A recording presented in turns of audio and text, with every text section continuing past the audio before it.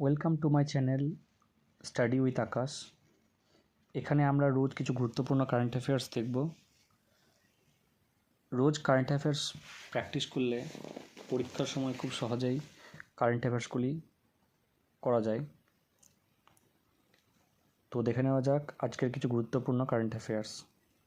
2024 সালের ব্যাস সম্মান পেয়েছে सूर्याबाला দেবী। তিনি কন দেশ কো বাসি বেনু কি ডায়েরি বইটির জন্য এই পুরস্কারটি পেয়েছেন।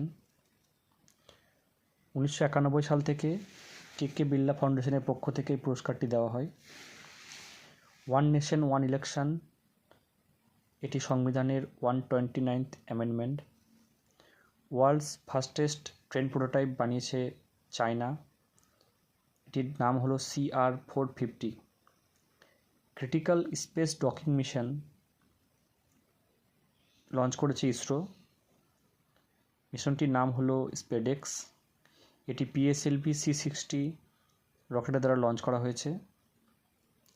এই মিশনে দুটি স্যাটেলাইট SDX-01 এবং STX-02 এই দুটিকে মহাকাশে সংযোগ করানোর চেষ্টা করা হবে।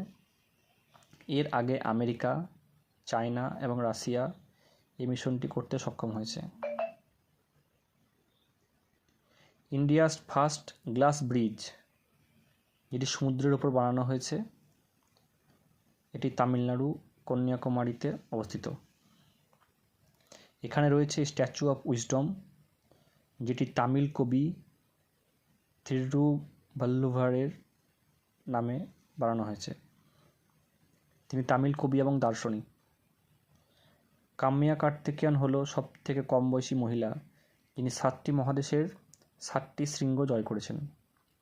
SWAR একটি পোর্টাল যেটি গুজরাট সরকার বানিয়েছে টু ওভারকাম ল্যাঙ্গুয়েজ ব্যারিয়ার।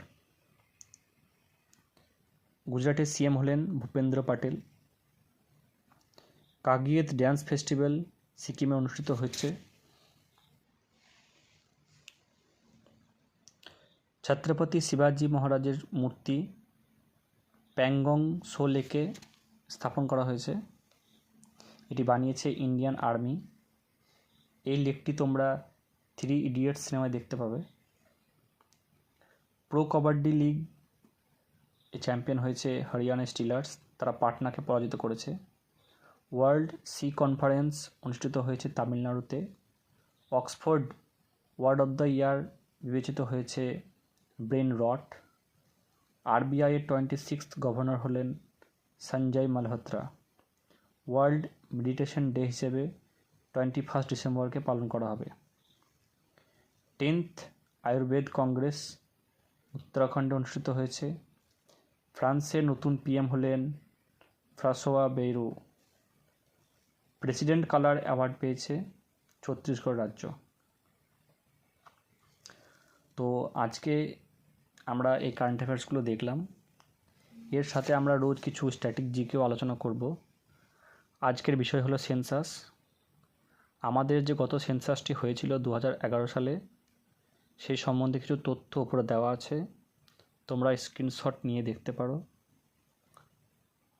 তো আজকের মতো ক্লাসটা এখানে শেষ করলাম, আবার পরবর্তী ক্লাসে দেখা হবে।